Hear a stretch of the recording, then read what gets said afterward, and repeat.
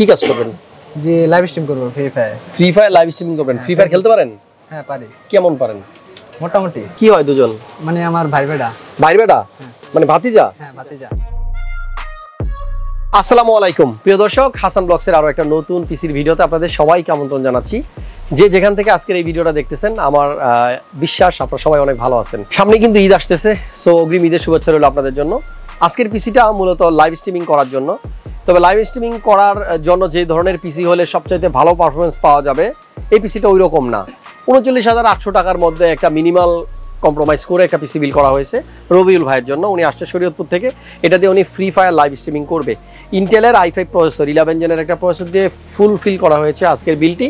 So চলুন idea নেওয়া যাক এই 39,800 টাকার পিসিতে রবিউল ভাই কি দিয়ে পিসি বানাচ্ছে।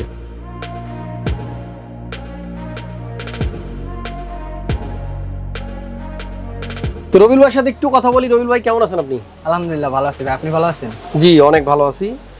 আপনার পাশে যে ভাই, ওনার নাম কি? মোহাম্মদ রাসেল। রাসেল ভাই কি হয় দুজন? মানে আমার ভাই বেটা। ভাই বেটা? মানে ভাতিজা? হ্যাঁ ভাতিজা। আচ্ছা, ভাতিজা চাচা দুজন একসাথে আছে। এই পিসি বিল করলেন যে কত খরচ হলো? 39,800 টাকা। 39,800 টাকা। কি কাজ করবেন? জি লাইভ স্ট্রিম করব ফ্রি ফায়ার লাইভ স্ট্রিমিং করবেন। ফ্রি ফায়ার খেলতে পারেন? হ্যাঁ পারি। কেমন পারেন? মোটামুটি। মোটামুটি পারেন। আচ্ছা ঠিক আছে, আমি অতটুকু পারি না, আপনার থেকে অনেক কম পারি। রবিউল ভাইয়ের একটা ইউটিউব চ্যানেল আছে?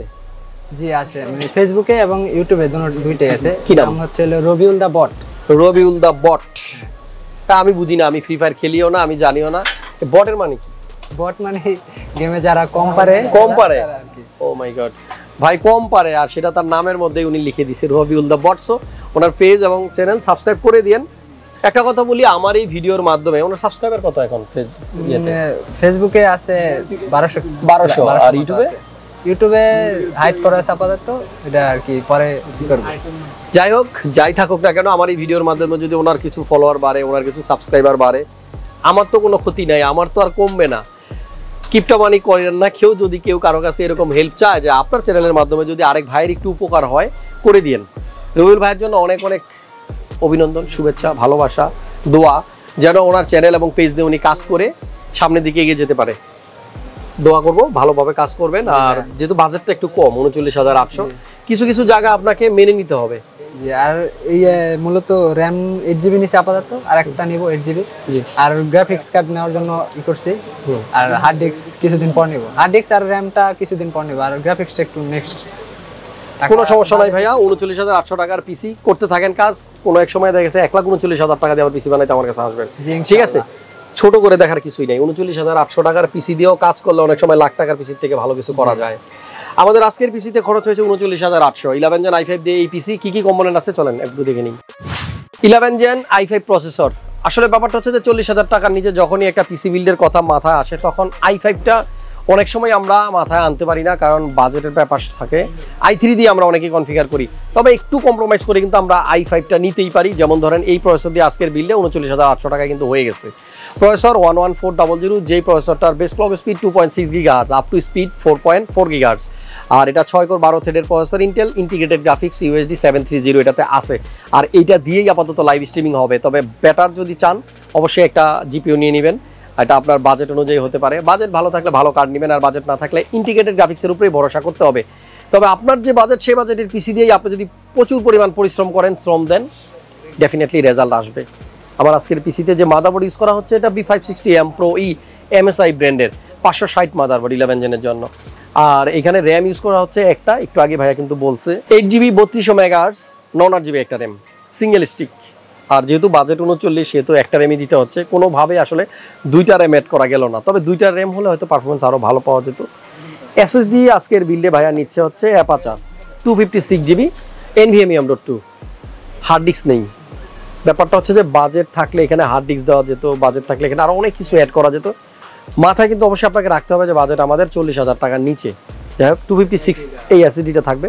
পাওয়ার সাপ্লাই হচ্ছে DK ফার্স্ট প্লেয়ারের 80+ বোন সার্টিফাইড এবং 500 ওয়াটের। 500 ওয়াটের পাওয়ার সাপ্লাই নেওয়ার কারণটা হচ্ছে কিছুদিন পরে যদি উনি চায় 1650 সুপার অথবা 2060 কোনো গ্রাফিক্স কার্ড ইউজ করবে, যাতে করে পাওয়ার সাপ্লাইটা আর চেঞ্জ না করতে হয়। এই জন্য পাওয়ার সাপ্লাইটা আগে থেকে একটু বেশি নিয়ে নিছে। প্রত্যেকটা প্রোডাক্টের উপরে স্ক্রিনে প্রাইস দেওয়া আছে, সেখান থেকে আপনারা কিন্তু আইডিয়া পেয়ে যাবেন। আর যদি বলেন যে না আমরা আরো বেশি জানতে চাই, আমাদের ক্ষুধা অনেক বেশি জানার জন্য, তাহলে আমাদের ওয়েবসাইট ভিজিট করেন, স্ক্রিনে অ্যাড্রেস দেওয়া আছে, আর সেখানে গেলে এই আজকের প্রোডাক্ট যেগুলো আছে এগুলোর বাইরেও অনেক প্রোডাক্টের ইনফরমেশন পাবেন।